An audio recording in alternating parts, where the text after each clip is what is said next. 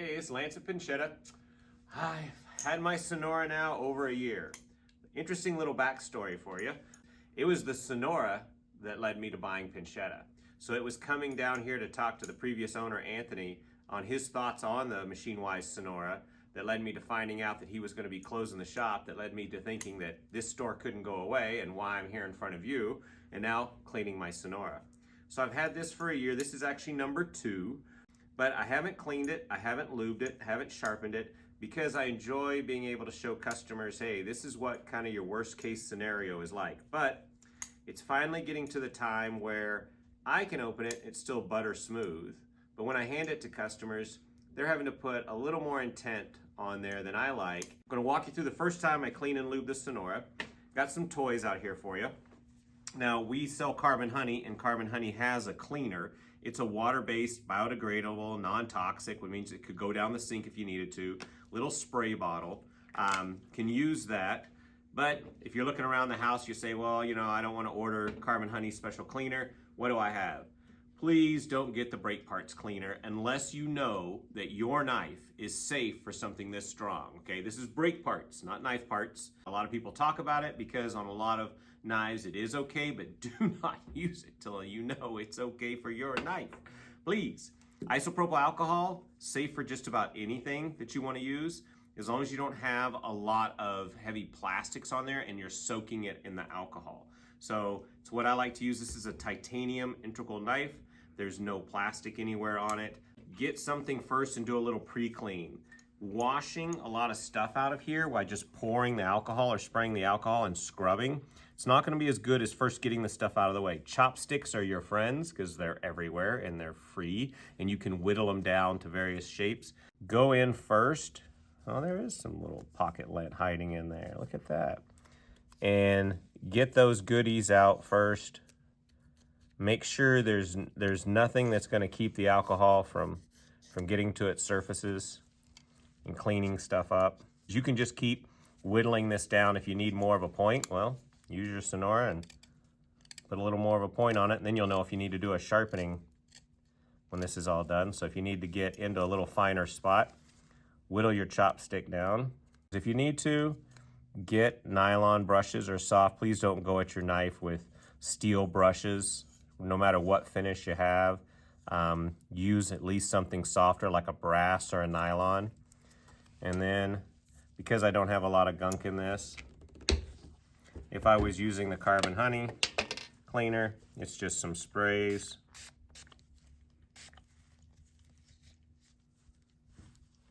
To get in there.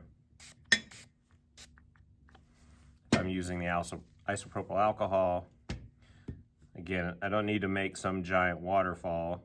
What I'm really concerned about is the friction surfaces, the areas that are going to move against each other that I'm going to put lube on. One of the biggest benefits for alcohol is, one, it'll cut through these solvents, and 2, it'll evaporate away and not leave water, which can then lead to corrosion. And here's the reason I say clean out first, because if you just start dumping liquids in, you make mud. And so get as much of this stuff out first so you don't turn it into one solid muddy mess.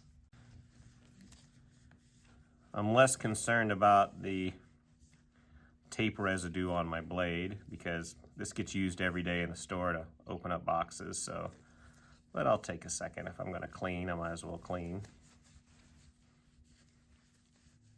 And the alcohol evaporates away. So if you don't get every little bit down in there, I'm more concerned than every little bit of dust in there, getting the friction surfaces cleaned off. And that is lastly where a little can of air, get rid of that last little bit of alcohol under there.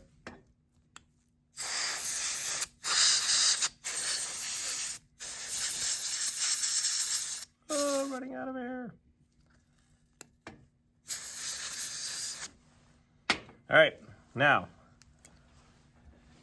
don't use this silicone lubricant, because you'll be like, oh yeah, no, this is awesome. This is industrial strength. This is silicone. This is lubricant. No, yeah. Different painted surfaces, different carbon fiber, different materials. Use what's meant to be used. A lot of people like rim oil, Remington gun oil on there. However, again, Carbon Honey makes graphene-based lubricants. One nice thing is getting a choice between a thick and a thin. So whether you have bearings, whether you have bushings, whether you're on washers, you can control the action of your knife, whether you put a thicker lubricant in that fills more voids and fills more spaces.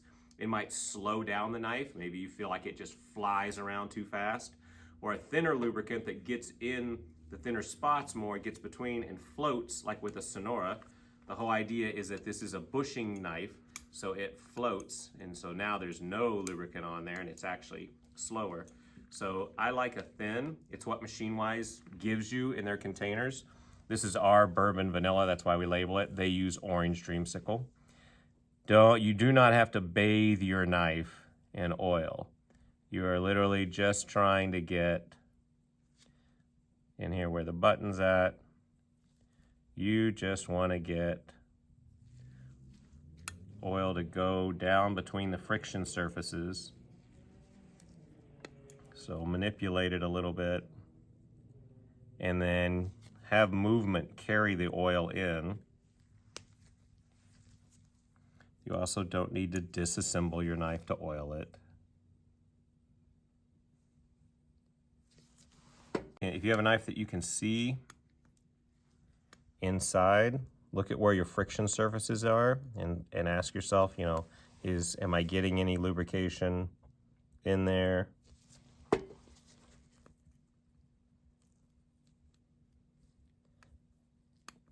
And then most importantly, because again, we don't want some pocket slimy thing going on, wipe all this stuff off.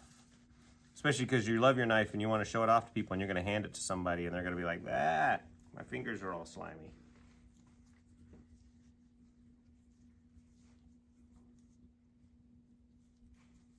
Look for anywhere. It will travel after a bit. So expect that your first little bit after lubing your knife, as it sits and moves, the oil any excess oil might migrate. So just kind of be ready to give it another wipe down.